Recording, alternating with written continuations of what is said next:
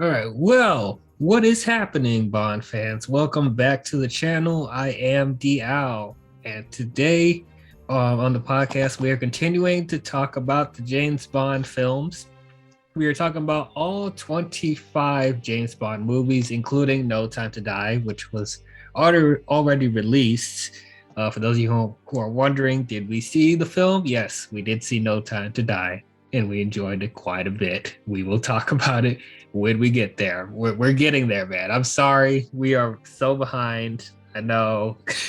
We have very busy lives. We can only do so much. Exactly. But yeah, we're gonna do what we can to get to No Time to Die. Hopefully before it's released on Blu-ray. I don't know. Probably around the same time. Probably. Yeah, they're all halfway through the Brosnan movies. But anyway, so yeah, we have talked about all the previous Bond films up until this point. We talked about all the Sean Connery movies. We talked about the George Lazenby film. We talked about the Roger Moore films. We talked about the two Timothy Dalton movies. And we also talked about GoldenEye, the first Brosnan film. If you guys haven't seen any of those reviews, I'll leave a link in the description to the playlist, James Bond 007. But today we'll be talking about the second installment of Brosnan's Bond films. We're talking about Tomorrow Never Dies. And joining with me today, you've already heard him, we have Evan. And thanks for having me back, DL. No problem at all. All right, so Tomorrow Never Dies. This is the 18th Bond film. As we said, the second Brosnan movie, and it came out in 1997. Okay, so as we said with GoldenEye, I enjoyed GoldenEye fine. I know a lot of people love the movie. Just to say it's one of their best Bond films. I don't know if I could say that. I don't know if I could say it's my favorite Bond film, but I did think it was a solid movie. I will say Brosnan is my favorite Bond, my personal favorite Bond. So that's one thing I can give it. I do think he gives a really great performance, and he encapsulates all the other traits from the other actors who played Bond. He's a really good balance of them all, I've said before. So when it came to Tomorrow Never Dies, I think this is the second Bond film I've ever watched. Not just with Brosnan, but just as far as the Bond series itself. Tomorrow Never Dies is the second Bond film I ever saw after The World Is Not Enough. And I remember the first time I watched it, I loved it actually. I thought it was a really fun time. At the time, I thought it was one of my favorite Bond films. And I know a lot of people really talk about Tomorrow Never Dies. I think think this is another film that Bond fans are mixed on for some reason. I don't know why. Well, I kind of do, because the more I watched it, the more I wasn't loving it as much. And recently watching it for this review, I will say that I do enjoy this movie. I think it's fun. It's a very entertaining film. I do enjoy this a little bit more than GoldenEye, but I don't love it. Like I said, there's some really entertaining set pieces. I think the acting for the most part is solid. It's just I felt like the story was a little hollow in this one. I didn't feel it was very memorable. Not so much like the overall plot, but just like the emotions and the motivations. I just felt they were really hollow. I don't know, just shallow. It's not really memorable as far from a story perspective, but as an action movie, it's pretty entertaining. I think this is probably the best. It's probably the best action of Brosnan's era, in my opinion, and it's one of the best Bond girls in Brosnan's era as well. But yeah, I don't know. I didn't love it, but I thought it was a solid time. What did you think about Tomorrow Never Dies? See, I feel like this movie is really underappreciated because I think it's great. I think it has like it, fulfills the checklist. It has everything that you want for a solid Bond movie, and I really like it. Hmm. Okay. Well, as we always do, we'll start with the gun barrel and the pre-title sequence. Gun barrel, once again, this is great. As I said, Brosnan I think has the best gun barrel out of everyone. As far as the music, I really like the music for the gun barrel. It's more of an orchestra. Definitely an improvement from the cheap video game sounds from GoldenEye. I was like, I didn't know what they were doing with that. But yeah, I really like gun barrel on this. And then so we start the movie at this base in the mountains where terrorists are exchanging weapons for money, and MI6 is infiltrating the bases, of course, and they send Bond there to destroy the base. So he's infiltrating the base. He's disguising himself as one of the pilots. And then he eventually gets himself into a firefight with the terrorists on the base, and the higher ups from MI6 thinks he's causing too much commotion at the base, which, like, I mean, what did you expect? You're sending him to destroy the base, infiltrate the base. What did you expect? Of course there's going to be firefights, but okay. But they get so nervous about it when he starts the firefight that they're going to launch a missile at the base and just nuke it that way, and just like, oh my god, what's up with these governments blowing up stuff prematurely? But yeah, I thought it was entertaining action set piece, I guess. Tim find a terrorist on the base, that was pretty entertaining. And then race against time to find a plane and escape before the missile blows up the base. That was pretty good. And then he does eventually find a plane. Then he gets into a dogfight with one of the terrorists on another plane. I think he has the plane gets set into a mountain and blows up, and then he escapes fine. So that, I think that was an entertaining pre-title sequence. It was pretty good. And then it leads into the main title sequence. I thought the title sequence itself was pretty cool. It was a psychedelic, techie type theme with the Bond girls and dancing and stuff like that. That was pretty cool. And it shows like the overall theme of the film. So that was nice.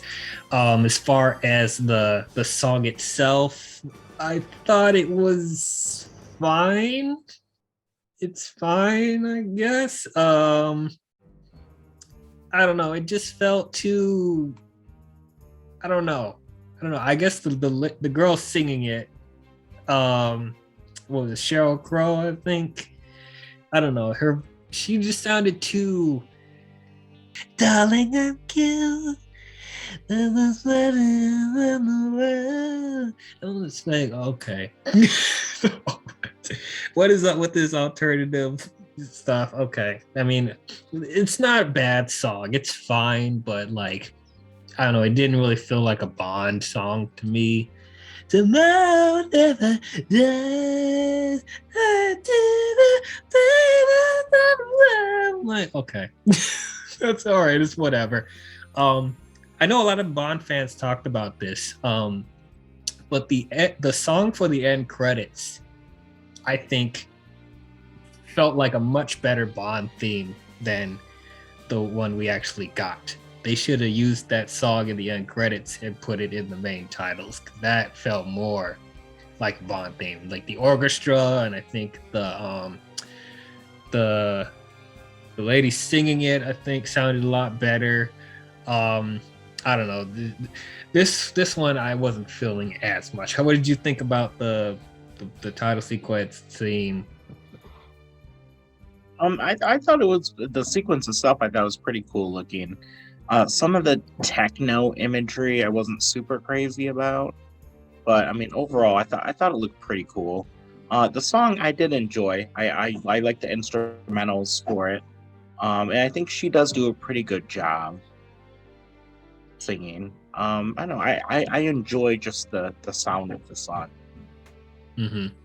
I will say, like I do like the instrumentals of the song. I thought it was good. And it's like not to hark on the singer too much because like she wasn't bad, but it just I don't know, it just felt a little too, it just felt a little pitchy for me. I don't know. They're trying to make it sound all alternative and modern at this point, and it doesn't end here. When we get to water's not enough and die another day. But yeah, I mean it was fine.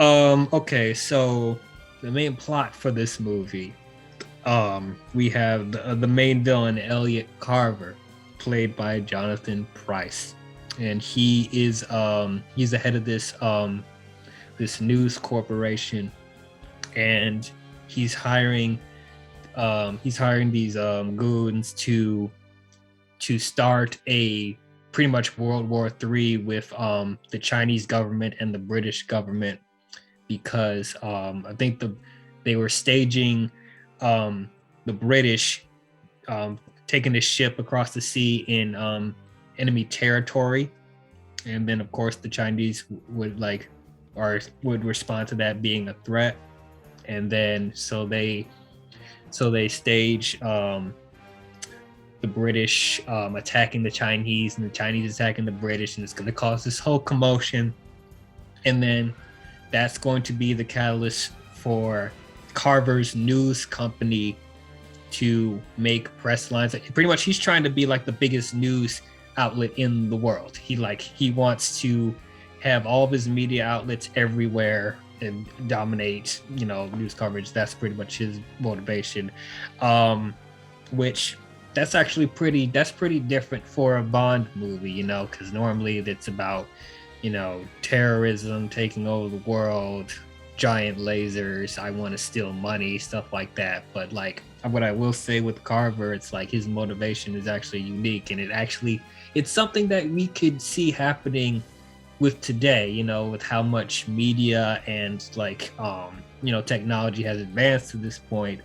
I will say this kind of theme is a little bit ahead of its time. So that's something I'll give it that. It is something fresh from the usual take over the world schemes we get from villains in a Bond film. And plus, Jonathan Pryce's performance, he's such a riot in this movie. He is just chewing up scenery, and I'm there for it. It's like, I want radio, I want TV, I want internet, I want a satellite, I want us on the air 24 hours a day. This is our moment. Like I'm just loving all of that. What do you think about Elliot Carver? Oh, I thought he was really good. I think Jonathan Pryce is a really good actor, and his performance was delightfully over the top. But yeah, I also agree that it was interesting to see, the power that he was trying to get was not through weapons, but it was through publicity and credibility, and trying to, just try and manipulate people to just listen to him and have his news be the one that everyone's drawn to. Because then, if everyone wants to listen to him, then he could pretty much spin anything the way he wants to present it. He can just do whatever he wants, really. Exactly. Okay, to also talk about his henchman Stamper. He's just another muscle dude with blonde hair. Like, we've seen that so many times. Yeah, it's just a typical henchman. Like, oh my gosh, like how many times are you gonna do that? And like for me personally, I thought there was other henchmen that he had in the movie that was like more minor than Stamper, but I felt like were more interesting than Stamper, like Dr. Kaufman. I thought he was also delightfully over the top. I did really like his performance as well, even though he was only in one scene. And then also there's Henry Gupta, played by Ricky Jay, who's a magician, card manipulist, who does card manipulation, And it's like you don't see that in the movie. Like he can throw cards like they're batarangs. I've seen his stuff on the internet. It's pretty cool. For people that haven't heard of Ricky Jay, look up his stuff. It's pretty interesting. But it's like they had him in the movie be like the tech hacker for Carver, and like he's barely in the movie. You kind of forget that he's even in the film, and it's like I don't know. I just feel like there could be more potential with that. At least they had like more gimmicky stuff than Stamper. But anyway, that's whatever. And then okay, so here's the stuff where I felt I wasn't really feeling as much in this movie. Well, these are little nitpicks though. So with M and Moneypenny, first of all, they're only in one scene, one or two scenes in this movie. Just like, oh, I'm gonna give you your mission, and then go off on your way.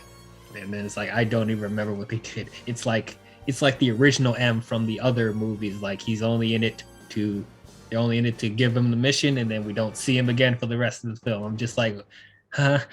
Because like with Judi Dench's M, like you felt like she had more of a presence in these Bond movies, and in this one, it doesn't really feel like it as much. Moneypenny, I wasn't really expecting, because we don't get that much from her anyway. But it's like it was noticeably short in this. But what kind of bothered me was like, you remember in GoldenEye where M was talking to Bond and he called him a sexist, misogynist dinosaur. So he doesn't like, how he's sleeping with a bunch of women, don't like his methods. Okay, cool. That's cool. But in this movie, they're like, we want you to find your ex-girl and pump her for information. Why would she say that? I mean, I know you're trying to get information so you can stop the terrorist attacks, whatever, but it's like, is that something that she would ask Bond to do after what they established she doesn't like about him in GoldenEye? I just felt that was kind of weird character. But that's huh? Yeah. Ace is in their places. She knows he can do it, so he might as well do it for the mission. Mm-hmm. And we talked about Brosnan being a horn dog. He is such a horn dog in this movie. Sleeps with 3 women in this film. Like, oh my God, a little excessive. Like, I love Brosnan, but like, man, chill out a little bit. Chill out. So when we get to, Bond goes to this party that Carver has, and so as M instructed him to do, find her ex-girl, which happens to be the wife of Carver, and get some information out of her. So Paris, that's her name, Paris Carver, played by Terry Hatcher. I didn't care about her at all. She was so bland, and they gave her some really bad dialogue as well. It's like, when it comes to my choice between you and Carver, I made my bed. You don't sleep in it anymore. Oh, what in the world? No. No. The movie is trying to make us feel like there is history between Paris and Bond. Like we're supposed to feel like an emotional attachment. And I didn't feel anything. And this is a good portion of the film as well. Like it's not like just the one scene and it's done. It's like they dedicated time to this. And it's like I didn't really feel anything with her. What I think would have worked a lot better is why didn't they bring back a Bond girl from the other older movies and just brought her back for this film, and then the emotional attachment will be there a little bit more, like Natalia from the last movie, from GoldenEye. I think it would have been nice to bring her back and have her be in Paris's place. She marries Carver. Like, I think that would have worked a little bit more. Or it doesn't have to be Natalia. Like, it could be it could be another Bond girl. I don't know, but it's like this girl we've never met before, and like they're just really trying to get us to sell the emotional stuff. Be like, you left me, and I married somebody else. I forgot about you. Am I too close for comfort? Why did you run away? I don't care. I don't care. Sorry. But yeah, what did you think about Carver? Am I over top about this or what? Well, no, I think it was pretty silly how she was talking about how like she was so over him and yet she so quickly sleeps with him. Like, Right. bitch, what are you talking about? Right. She's like, I don't care about you anymore. But then she's going out of her way to protect Bond as well. It's like, I told you, he's just a banker. I don't know him. I'm like, if you don't give a crap about him, why would you a secret? Like, oh my gosh. Yeah, and they end up sleeping with each other. Great. Did he even like, get oh any? yeah, you Yeah. totally don't care. Oh my lord! And did he even get any information out of her? I don't even I don't know what he got out of her. wasting our time. Anyway, so yeah, when she died from got killed by Kaufman, Dr. Kaufman. I'm like, I mean that sucks, but I mean, sorry. Moving on. Yeah. Moving on. Like I said, Dr. Kaufman, played by Vincent Schiavelli. I thought it was kind of entertaining for the one scene that he was in. Like he had this over the top accent and be like, "Stop the radio, Mr. Bond." Like I know, I did like his little performance. I wish there was more of him. I wish he didn't get killed so quickly, but you know, it's whatever.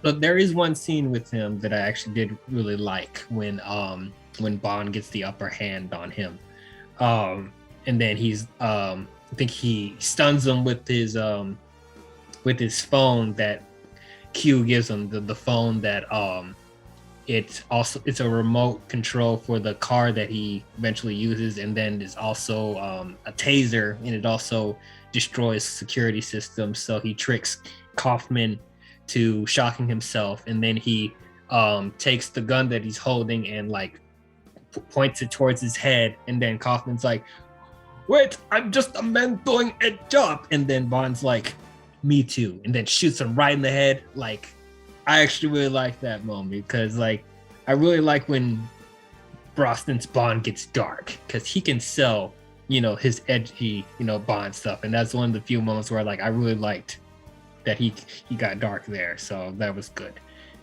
Yeah, I just wish that the emotional attachment with Paris was a little better because, you know, I mean, because that is a really good setup because Kaufman kills his ex-girl and it's like he's really mad about that, so it's like he is selling it, but I'm just like, I wish the writing was a little bit better for that. Okay, so talking about the main Bond girl of this movie, Wei Lin, played by Michelle Yeoh. I don't think there's anything bad I could say about Michelle Yeoh. She's just a great actress. She's so great. She's one of the best action stars. She's a perfect choice for a Bond girl. She kicks ass in every scene that she's in. Yeah, so I don't have anything really bad to say about her performance herself.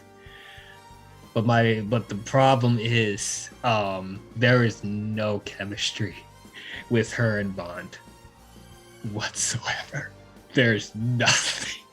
It feels like she's obligated to be there because she's the Bond girl and that's it. Like, I felt like there could have been more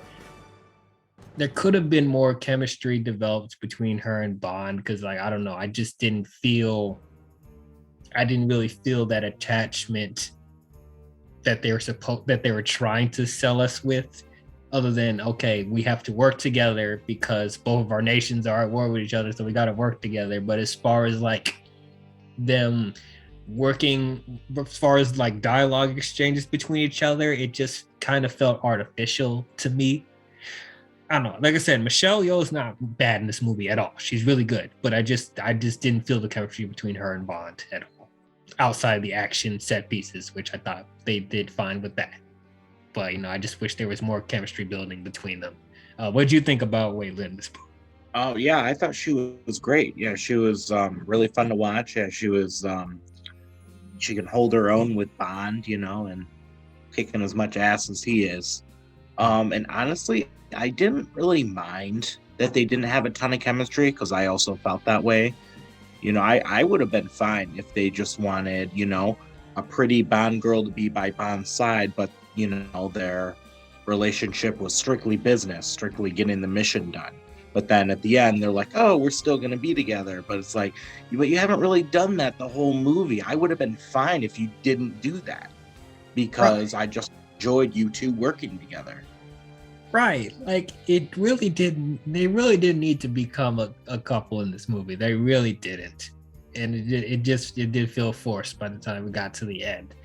But it's not to say that there isn't any good scenes with them together. Like I said, they do have some really good action set pieces together. Like when they're trying to run from Carver's men, and they're handcuffed to each other, and they're riding on the motorcycle. That was a really exciting action set piece. They worked off each other really well there.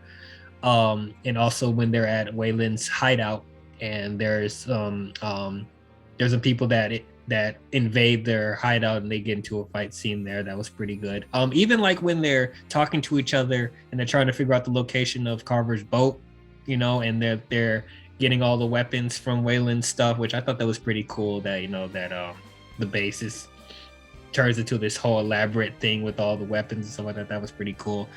They have some playful scenes there, like when Bond touches one of Wei Lin's weapons. Like there's a dragon statue. He touches the dragon statue, and then it shoots fire, and he's like, "Oh gosh!" So that was kind of funny. And then when Bond's trying to type something on Wei Lin's computer, but like the keyboards are a bunch of Chinese lettering, and he's like, "I don't know what that is. You can keep typing," even though they establish in the older movies that he does know Chinese and Japanese. So I don't know why. There's like continuity error for sure. Never caught that one.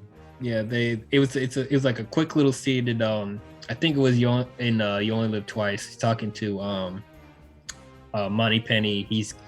He was about to give Bond a book to teach him in Japanese, and then he's like, "You forget, I learned foreign languages at Cambridge and stuff like that." I was like, "Oh, okay." So he's foreign languages, but not this Bond apparently, not Brosnan's, but it's whatever. So yeah, I thought that was pretty cool. We didn't talk about the Q scene with him introducing his new car. Once again, Q's great. He's really good. Not too much to say about him. It's always good. I will say the car. I wasn't digging the car. I wasn't digging the car. Not the action sequence itself. Like the action sequence is pretty good, but like as far as the look of the car, I wasn't really feeling it. It was just a regular sedan. I don't know. It feels like something I would drive. But I just wasn't feeling how the car looked. But the action scene with the car in the parking lot, that was pretty cool, because they had like the security system where it's like where people try to smash the windows, like it's indestructible. So I thought that was cool. And when they try to open the door, it would shock them. And then the phone that Bond has, that Q gave him, you can also remote control the car with the phone. So that was pretty nice. Which leads to him getting into a chase when he's in the car. He's in the back seat and he's controlling the car with the phone. So that was nice. And also I think it unleashes like metal spikes in the back. And then it got hit by metal spikes, but then the car's tires inflated again when it got hit by spikes. So that was cool. What was kind of weird though, that the car wasn't getting destroyed, when it was sitting in place and Bond was somewhere else. But when he's in the car driving, it can get destroyed. Why did the security system go shut off there? Like that inconsistency. I don't know why the security system just stopped there, but okay. But yeah, that was a fun little scene. And then he sends the car like falling off of the parking lot and it lands into a car insurance building. So that was pretty fun. And then I guess the other scene to talk about is when they infiltrate Carver's ship, and Carver stole one of the I guess the nukes missiles from one of the ships they blew up in the beginning of the movie. It was underwater and has already been stolen by them. So that whole sequence with Wei Lin and Bond, that was cool. Not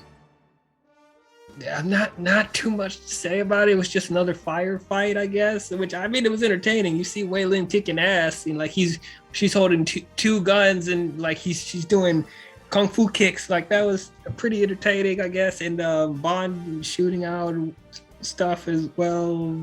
That was cool. He gets into a fist fight with Stamper, which was all right, I guess. He activates one of the missiles in the ship, and then it blows him up, and it eventually blows up the entire ship. Carver gets killed in the most brutal way possible. There's like this. Oh yeah, that was great. Giant drill, but like Carver like hits him in the back, whatever, and is pointing a gun at him, and then he's unaware that there's like a drill coming towards him. And then Bond catches him off guard, and then like holds him so the drill will just like go right through him. Like, oh Jesus, that was pretty brutal. Like that was pretty cool. I like that a lot. Speaking of brutality, which I felt was another missed opportunity, when Bond and Wei Lin get captured by Carver earlier on in the movie. They're on that tall building, whatever, and Stamper was about to do like this weird torture thing with the different sharp tools or whatever. I actually wanted to see what they were about to do with that, because that's really interesting. And how Stamper was explaining like how the torture thing went. I'm like, whoa, what is that? I want to see how you're doing that. But no, they don't end up doing that. They end up getting into a shootout, and they jump out of the window, and then it leads to the chase with the motorcycle. So I'm like, okay, that was a missed opportunity. I wanted to see that as well. That's the thing about this movie. It's like I see a whole lot of potential with this film, but it's like they kind of cop out on a couple of concepts, and it's just that it just kind of frustrates me, because I literally just the whole time watching this movie where I'm like, okay, I mean, that's okay, but it would have been better if they did this, or like, oh, that's cool, that person, I wish he did more like this. Like, so that's what's kind of frustrating with me about this movie. Like, I'm just seeing a whole lot of like missed opportunities and cop outs, and I'm like, oh, it's like, come on, just go with it, man. This could have been one of the best Bond films if they just were more committed to some of the ideas they introduced in this movie. Like, as I said, there's some really entertaining action sequences. The villain is very entertaining. The Bond girl is really, really good. And as I said, Brosnan does a really good performance of this, but it's just like, as far as just how they're structuring the plot and stuff like that, it just could have been it just could have been more refined, in my opinion. But as I said, after they got into the firefight at Carver's ship and they blow up their ship, and then Carver dies, Stamper dies, and they prevent World War III with the Chinese and the British. They end up getting Wei Lin and Bond end up getting stuck in the middle of the ocean, and like there's a Coast Guard ship trying to find them, and then Wayland's like, they're looking for us, James. It's like, they don't need to find us. And then they kiss, and then yeah, it's the end of the movie. So yeah, I don't know. Overall, it's an entertaining movie. I like it. As I said, I do like this more than GoldenEye. Probably in the grand scheme of things, this probably is the best Brosnan movie. But I'm not blown away by it. I see there's some things that are really good about it, and I see how it could be great, but it's just it didn't reach that point for me. But I said, I don't mind watching this again. I'll watch it for Brosnan definitely, and for Michelle Yeoh for sure, and Jonathan Pryce, of course. But I don't know. I just wish it was a little bit better. But yeah, overall, I think I will say that Tomorrow Never Dies is pretty good. I'll give it pretty good. But yeah, I wish there was more to say about it. But like I said, it's just I just feel like the story is really surface level. I wish there was more to dissect with this movie, but there really isn't that much. But anyway, your closing thoughts, Evan. I do really enjoy this movie. I do think it is a fun, solid Bond movie. I think I like it more than you, but I still don't think it's like amazing. I would say that this is probably the best Brosnan Bond movie, which is unfortunate that none of his movies are awesome just because he's awesome as Bond. But I mean, it's fun. It's good. I don't think it quite hits the greatness mark, so I think this would still fall under pretty good for me. Mm-hmm. But I think it's higher than some other pretty goods that I've given. Mm-hmm. Okay. Well, that is our thoughts on Tomorrow Never Dies. What did you guys think about it? Did you guys love it? Did you guys hate it? Did you guys think it was okay? Comment below and let us know. So yeah, the next movie we will be talking about is The World Is Not Enough.